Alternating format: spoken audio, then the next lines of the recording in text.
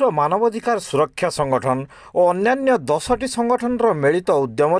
तथा त्रिलोचन नेत्रालय आपोलो एवं Sudha's makeover पक्षरु hotel मेघदूतरे एक मेगा रक्त परीक्षा एवं रक्तदान तथा नेत्र परीक्षा और चर्म परीक्षा शिविर अनुष्ठित हो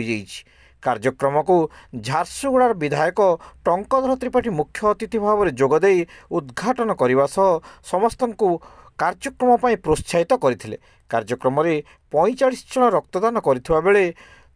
38 जन को चक्षु परीक्षा करा जायतिला। कार्यक्रम परिचालन में मानवाधिकार संगठन सभापति अभिषेक लाठ, संपादक मदन मोहन मल्लिक, वरिष्ठ सदस्य बी रमेश, स्वरण सिंह छिंदे, वासुदेव सेठी, प्रशांत राय, अश्विनी पांडे, महिला नेत्री ज्योति लाठ, क्षेत्रमणि साहू प्रमुख सक्रिय भूमिका नैथिबा बेले मारवाड़ी महिला समिति, तेज रोशनी, दास सोरठिया बणिक समाज, जेसीआई संस्कृति, जेसीआई झारसुगुड़ा क्वीन्स, मारवाड़ी युवा मंच, जागृति शाखा, जेसीआई आलुमिनी क्लबर सदस्य तथा कार्यकर्ता माने सक्रिय भूमिका ग्रहण करथिले।